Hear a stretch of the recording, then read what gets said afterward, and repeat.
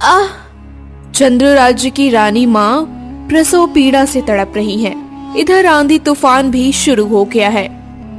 महाराज, रानी माँ की हालत बहुत खराब है। अभी पास के गांव से दाई माँ को बुलाना होगा, वरना कोई भी बड़ी अनहोनी हो सकती है। ये तुम क्या कह रही हो दासी? नहीं, मेरी रानी को कुछ नहीं होगा और मेरे संतान को भी कुछ नहीं होगा। सेनापति जी महाराज, अभी इसी वक्त पास के गांव से दाई माँ को लाने की व्यवस्था करो। ठीक है महाराज, हम अभी जाते हैं।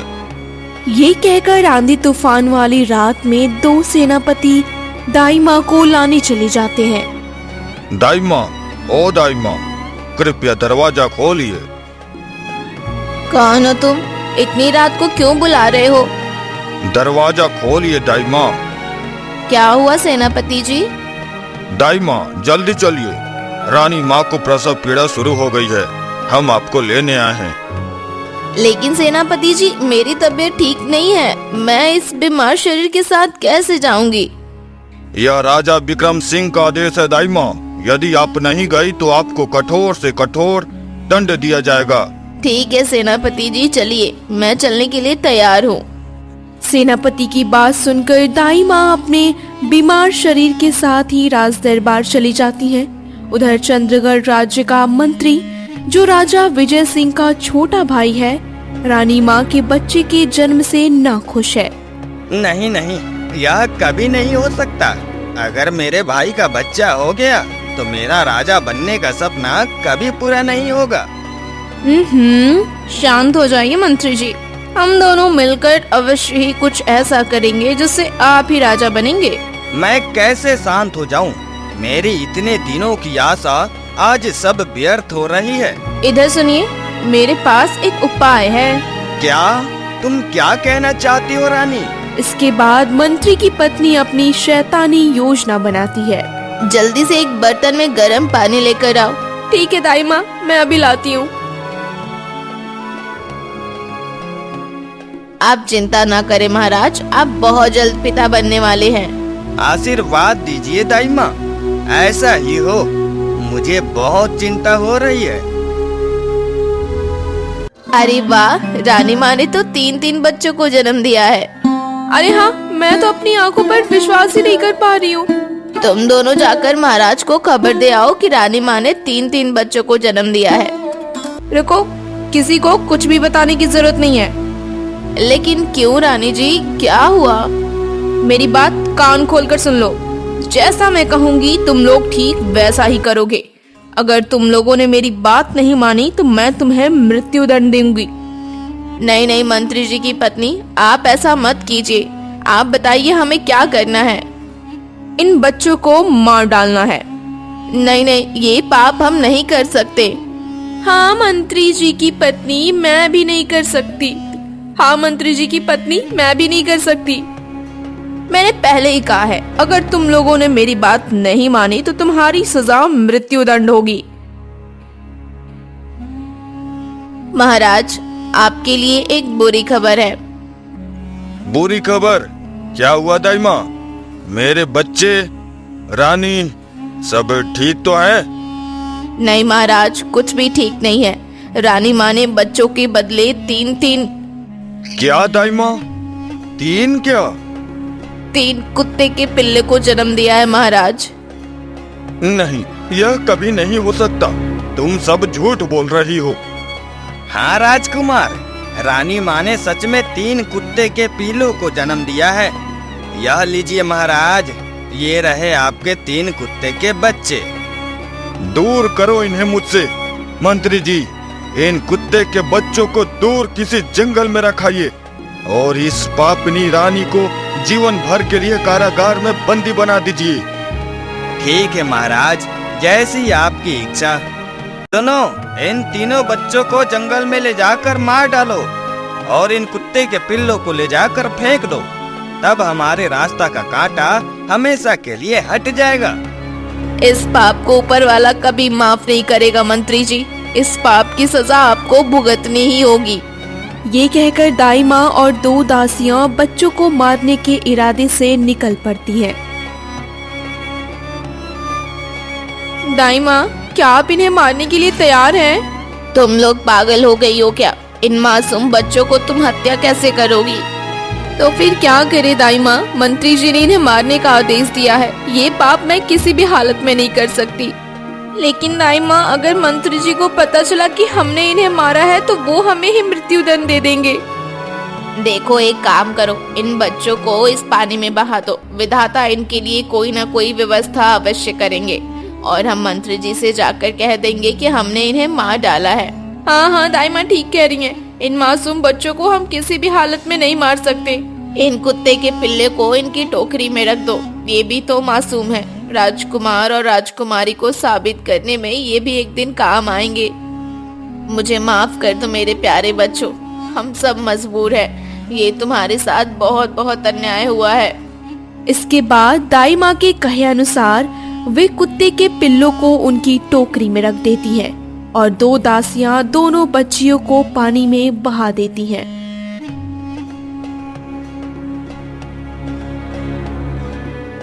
ये लीजिए दाई माँ, अब आपकी बारी है।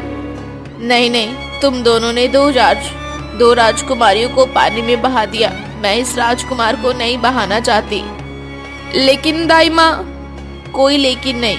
मैं इस राजकुमार को किसी भी हालत में पानी में नहीं छोड़ सकती। ये चंद्रगढ़ राज्य का भावी राजा है। लेकिन दाई माँ, अगर मंत्री जी को एक बार भी पता चल गया तो वो राजकुमार के साथ हम सबको मार डालेंगे। तुम लोग चिंता मत करो दासी, मैं राजकुमार को लेकर बहुत दूर चली जाऊंगी, जहाँ हमें कोई नहीं ढूंढ पाएगा। तुमसे बस एक विनती है, ये बात किसी को मत बताना। ठीक है दाई माँ, जैसे आपकी इच्छा। अच्छा, तुम लोग अब जाओ और राजमहल लौट जाओ। हम चलते हैं दाई माँ। तुम लोग अपना ख्याल रखना। ये कहकर दो दासियां राजमहल चली जाती हैं।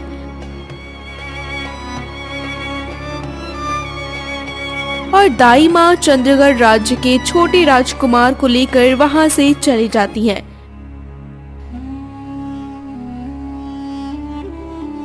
उधर दोनों राजकुमारियां पानी में बहते बहते एक दूसरे से बिछड़कर अकेली हो जाती हैं। हमसे कुछ मत पूछिए रानी माँ, आपको जो भी कहना है महाराज से पूछिए। तुम लोग सच क्यों नहीं बता रहे हो दासी? तुम ही बताओ कि रानी माँ ने 3 कुत्ते के पिल्लों को जन्म दिया है। नहीं नहीं, ऐसा नहीं हो सकता। तुम लोग झूठ बोल रहे हो। अगर आपको विश्वास नहीं है तो महाराज से जाकर पूछ लीजिए। इसके बाद रानी माँ महाराज के पास जाकर असली सच जानना चाहती हैं।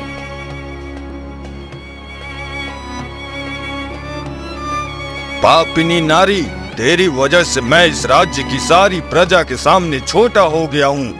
मंत्री जी, इस पापिनी नारी को मेरी आंखों के सामने से हटाकर कारागार में बंदी बना दीजिए। आज्ञा महाराज। नहीं महाराज, मुझे इतनी बड़ी सजा मत दीजिए।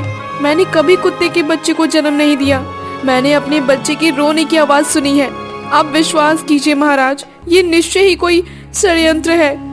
ये क्या? रानी माँ तो बात को दूसरी तरफ घुमा रही है। ये आप क्या कह रही है रानी माँ? आपके ऊपर कौन षड्यंत्र करेगा? आपने सच में 3 कुत्ते के बच्चों को जन्म दिया है। विश्वास ना हो तो आप दाई माँ से जाकर पूछ लीजिए। नहीं, ये नहीं हो सकता।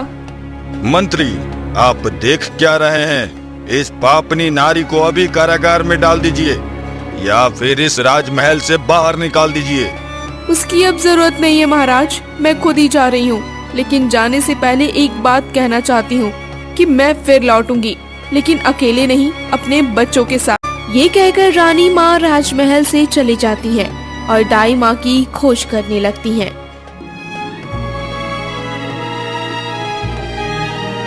क्या दाई माँ के घर पे तो ताला लगा है? अब मैं दाई माँ को कहाँ खोजूंगी? जंगल में एक बच्ची रो रही है।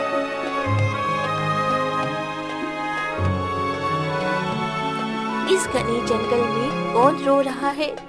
सुनकर तो इंसान के बच्चे की आवाज लग रही है, साथ में कुत्ते के बच्चे की भी आवाज आ रही है।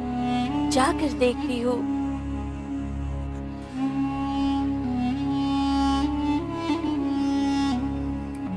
ओले ओले, रो मत।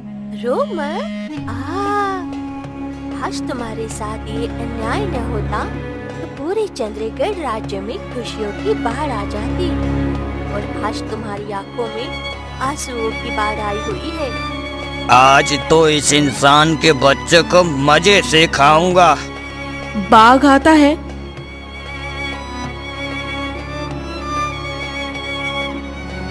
और वह लोमड़ी तो इंसान के बच्चों को खाने जा रही है।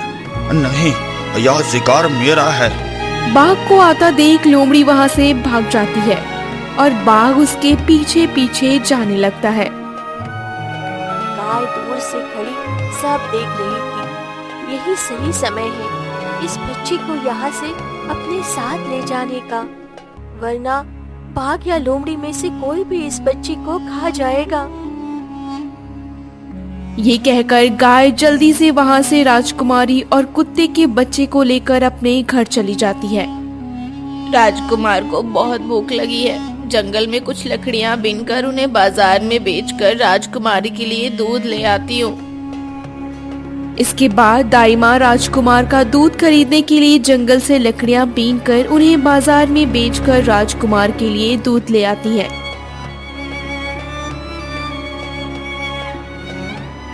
और रोना नहीं पड़ेगा राजकुमार, ये लो दूध पी लो। इसके बाद दाई माँ राजकुमार को दूध पिलाने लगती है। इसी तरह दाई माँ लकड़ियाँ बेचकर गुजारा करने लगती है। पता नहीं ये बच्ची किसकी है। अगर मैं न देखती तो ये बाघ और लोमड़ी मिलकर अब तक इसे खा चुके होते। अब मैं इसे इसके घर कैसे पहुंचाऊंगी? मैं तो जानती भी नहीं कि इसका घर कहाँ है, इसके माँ बाप कौन है। अब इसे मुझे ही देखना होगा और इस जंगल के सभी जानवरों से इसकी रक्षा करनी होगी। इसके बाद गाय राजकुमारी को घर में सुलाकर जंगल में चरने चली जाती है और जंगल में चरकर आकर राजकुमार को अपना दूध पिलाती है।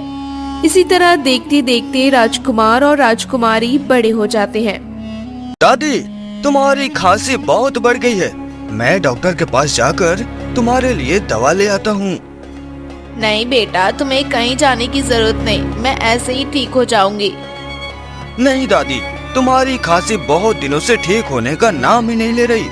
तुम चुपचाप लेटी रहो, मैं अभी जाकर दवा ले आता हूँ। ये कहकर राजकुमार दवा लेने बाजार चला जाता है।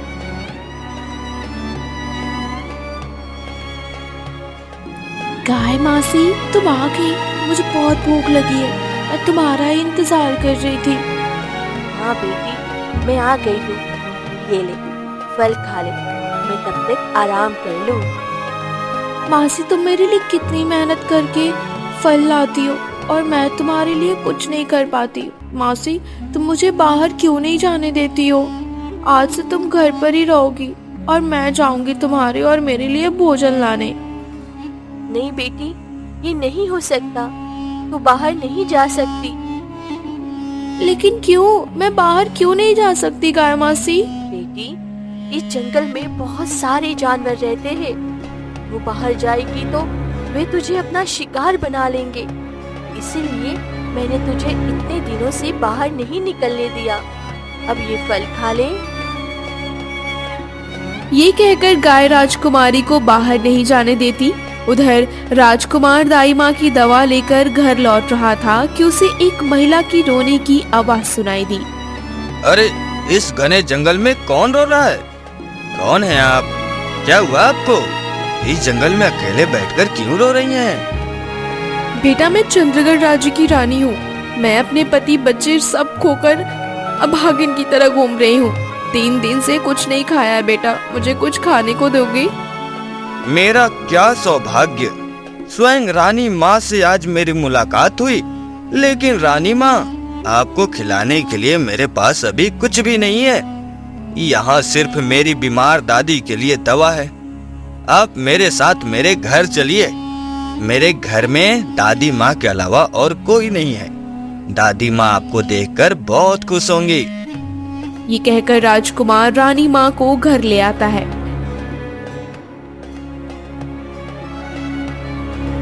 दादी माँ, उठो, देखो मैं किसे लेकर आया हूँ। कौन बेटा? चंद्रगढ़ राज्य की रानी माँ आई है हमारे घर। रानी माँ? दाई माँ? हे विधाता, आपने इतने वर्षों बाद मेरी पुकार सुन ली। मैं आपको 18 वर्षों से ढूंढ रही हूँ और आप आज मुझे मिली हैं। आप मुझे असली सच बताइए। मैंने एक कुत्ते के बच्चे को जन्म नहीं दिया था। मैंने अपने बच्चे के रोने की स्पष्ट आवाज सुनी थी। आप मुझे असली सच बताइए दाई माँ। इसके बाद दाई माँ सारी सच्ची बातें रानी माँ को बताने लगती हैं। हाँ रानी माँ, आपने सच में किसी कुत्ते के बच्चे को जन्म नहीं दिया था। आपकी गोद की रोशन करने के लिए 3 राजकुमार और राजकुमारियों को जन्म दिया था, लेकिन उस मंत्री और मंत्री की पत्नी के षड्यंत्र के कारण आपके बच्चे कुत्ते के बच्चों से बदल दिए गए। मुझे क्षमा कर दीजिए रानी माँ। मैं आपके राजकुमार को तो बचा सकी, लेकिन दोनों राजकुमारियों को नहीं बचा पाई। और यही है चंद्रगढ़ राज्य का भावी राजा, आपका राजकुमार। ये तुम क्या कह रही हो दादी? मैं राजकुमार क्यों होने लगा? मैं तो तुम्हारा पोता हूँ। नहीं राजकुमार, मैंने तुमसे इतने दिनों तक झूठ बोला। तुम मेरे पोते नहीं हो, तुम चंद्रगढ़ राज्य के भावी राजा हो। और तुम्हारे साथ तुम्हारी 2 और बहनें लापता हैं। उन्हें तुम्हें ही ढूंढ कर निकालना होगा राजकुमार। मैंने तुझे बहुत खोजा बेटा, और आज तुम मुझे मिल गया।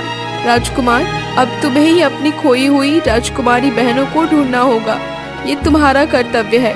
हाँ दादी माँ, मैं अभी जाता हूँ अपनी खोई हुई दोनों बहनों को खोजने। रुको राजकुमार, मैं भी तुम्हारे साथ चलूंगी अपनी दोनों राजकुमारियों को वापस लाने। ठीक है माँ, चलिए। और दादी माँ, जब तक हम लौटे नहीं, आप अपना ध्यान रखिएगा।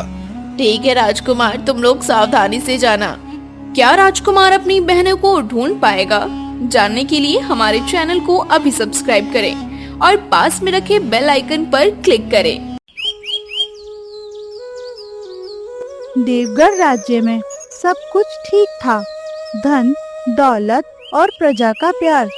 लेकिन राजा विक्रम सिंह और रानी अवंतिका की गोद सूनी थी। इसी दुख में रानी अवंतिका हर पल घुलती रहती थी। इस दुनिया में सबसे दुखी कौन है, जानती हो चंपा? कौन है महारानी? इस दुनिया में सबसे दुखी वो लोग हैं जो निसंतान हैं। देखो, तुम एक साधारण दासी हो, लेकिन तुम्हारे घर में संतान की किलकारी गूंजती है। और मैं इस महल की रानी होकर भी एक संतान के लिए तरस रही हूँ। आप हिम्मत मत हारिए महारानी, भगवान एक दिन आपकी प्रार्थना अवश्य सुनेंगे। झूठी तसल्ली मत दो चंपा। मैं जानती हूँ कि मेरी किस्मत में संतान का सुख नहीं है। विवाह के 12 वर्ष बीत गए। अब तो महाराज ने भी दूसरी शादी करने का मन बना लिया है। छी महारानी, ऐसी अशुभ बातें मुंह से ना निकालें। चलिए नदी के उस पार चलते हैं, वहाँ मछुआरे मछली पकड़ रहे हैं, शायद आपका मन बहल जाए। अब इस दुनिया की कोई भी चीज मेरा मन नहीं बहला सकती चंपा। मेरे जीवन में अब कोई सुख शांति नहीं बची है। अरे शामू, जाल को ठीक से फेंक, यहाँ बहुत सारी मछलियाँ हैं। क्या कहें भाई, सुबह से जाल फेंक रहा हूँ पर एक भी बड़ी मछली हाथ नहीं लगी। पता नहीं आज किस्मत में क्या लिखा है। सही कहा, घर पर बच्चे भूखे होंगे और इधर महल में शांति नहीं है। सुना है हमारी बड़ी रानी माँ को कोई संतान नहीं है, इसलिए राजा साहब दूसरी शादी करना चाहते हैं। हाँ, हमारी बड़ी रानी बहुत अच्छी है, हर सुख दुख में प्रजा का साथ देती है। और देखो, उन्हीं की किस्मत ऐसी है। देखो देखो, रानी माँ की बात कर रहे थे कि वो आ गई। प्रणाम महारानी, इधर देखिए, हम मछली पकड़ रहे हैं। ये देखकर आपका मन अच्छा हो जाएगा। मैं अब ज्यादा दिन तुम्हारी रानी नहीं रहूंगी। शायद मुझे ये राज्य छोड़कर वनवास जाना पड़े, लेकिन चिंता मत करो, इस राज्य में नई रानी आ रही है जो तुम्हें इस राज्य का उत्तराधिकार देगी। नहीं महारानी, हमें कोई नई रानी नहीं चाहिए, हम आपसे ही संतुष्ट हैं। अगर राजा साहब ने आपके साथ अन्याय किया तो हम सभी प्रजा मिलकर विरोध करेंगे। मेरे लिए चिंता मत करो, मैं अपनी किस्मत को स्वीकार कर यहाँ से चली जाऊंगी। खैर, तुम मछली पकड़ो, मैं कुछ मछलियाँ खरीदकर महल ले जाऊंगी। हुजूर, एक बार रानी माँ का नाम लेकर जाल फेंको, शायद उनकी किस्मत में कोई बड़ी मछली फंस जाए।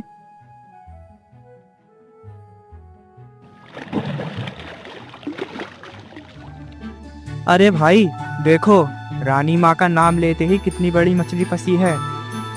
वाह, मछली तो बहुत सुंदर है, लेकिन इसे मारना मत, ये गर्भवती है। देखो, इसके पेट में अंडे हैं। चंपा, इस मछली को हम अपने साथ ले चलेंगे और महल के तालाब में छोड़ देंगे। देखा, हमारी रानी माँ का दिल कितना बड़ा है। तुम लोगों ने मुझे इतना सुंदर उपहार दिया, अब मेरी बारी है। ये लो मेरा हार, इसे बेचकर तुम दोनों आपस में बांट लेना।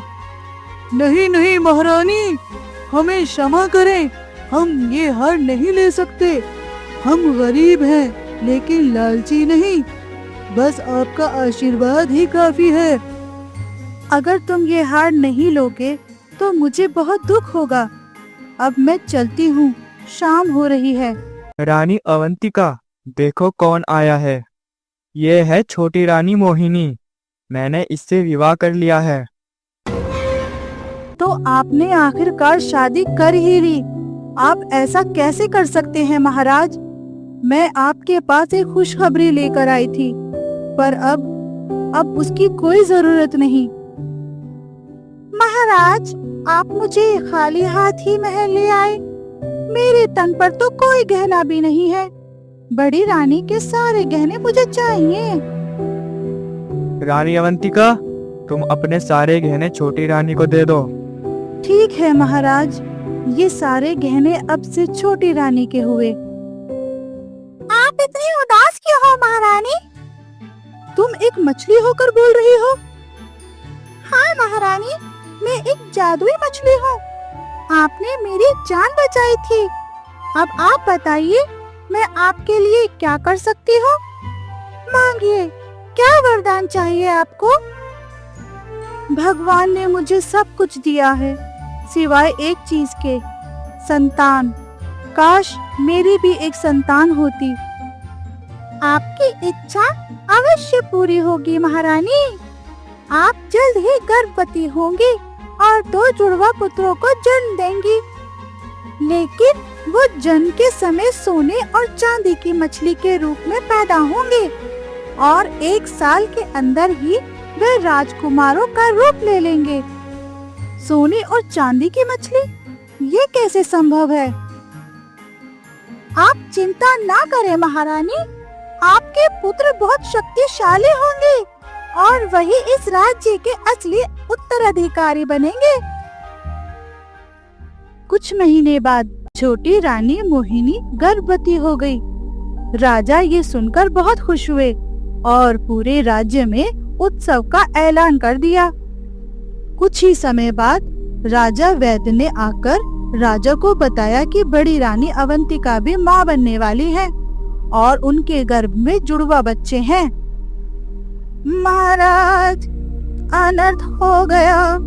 बड़ी रानी ने किसी इंसान को नहीं बल्कि 2 मछलियों को जन्म दिया है, एक सोने की और एक चांदी की।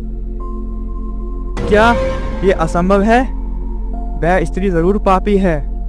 जाओ, उसे अभी कारागार में डाल दो और उन मछलियों को महल के तालाब में फेंक दो। राजा के आदेश पर रानी अवंतिका को बंदी बना लिया गया। उधर कुछ दिनों बाद छोटी रानी मोहिनी ने एक पुत्र को जन्म दिया। महल में फिर से जश्न का माहौल बन गया। राजकुमार, तुम्हारे बारे में बहुत शिकायतें आ रही हैं। तुम प्रजा पर अत्याचार करते हो और राजकाज में तुम्हारा बिल्कुल ध्यान नहीं है। पिताजी, आप अब बूढ़े हो गए हैं। ये राज सिंहासन मुझे सौंप दीजिए। मैं राजा बनकर शासन करना चाहता हूँ। राजा बनना इतना आसान नहीं है। अगले सप्ताह पड़ोसी राज्य हम पर आक्रमण करने वाले हैं। पहले उस युद्ध में खुद को साबित करो, फिर मैं सोचूंगा। लेकिन युद्ध में राजकुमार की योग्यता के कारण सेना हारने लगी। राजा पर संकट के बादल मंडराने लगे। तभी दो रहस्यमयी नौजवान युद्ध के मैदान में उतरे और अपनी वीरता के दुश्मन सेना को खदेड़ दिया।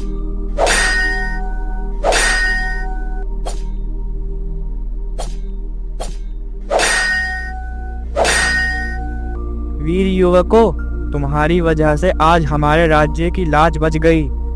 मांगो, इनाम में क्या चाहते हो? प्रणाम महाराज, मेरा नाम श्रवण कुमार है और ये मेरा छोटा भाई रजत कुमार है। सोने और चांदी जैसा नाम अजीब है। खैर, बताओ तुम्हें क्या चाहिए? महाराज, हमें धन दौलत कुछ नहीं चाहिए। हमें बस हमारी माँ वापस चाहिए, जिसे आपने पिछले 15 सालों से कारागार में बंद करके रखा है। तुम्हारी माँ? तुम्हारी माँ को मैंने बंदी क्यों बनाया होगा? क्योंकि हम वही अभाग्य पुत्र हैं जिन्हें आपने जन्म के समय सोने और चांदी की मछली समझकर तालाब में फेंक दिया था। हम 1 साल बाद मनुष्य रूप में आ गए थे। आज अगर हम ना होते तो आपका घमंडी पुत्र ये राज्य हार चुका होता। मेरे बेटो, मुझे माफ कर दो। मैंने तुम्हारी माँ के साथ बहुत बड़ा अन्याय किया है। रानी, मुझे क्षमा कर दो। चलो हम सब मिलकर एक नई शुरुआत करते हैं। अब नई शुरुआत संभव नहीं है महाराज। इन 15 सालों में नदी का बहुत सा पानी बह चुका है। मैं अपने दोनों पुत्रों को लेकर इस राज्य से हमेशा के लिए जा रही हूँ। आप अपनी छोटी रानी और अपने पुत्र के साथ सुखी रहिए। और रानी अवंतिका अपने दोनों वीर पुत्रों स्वर्ण कुमार और रजत कुमार के साथ उस राज्य को हमेशा के लिए छोड़कर एक नए जीवन की ओर चल पड़ी।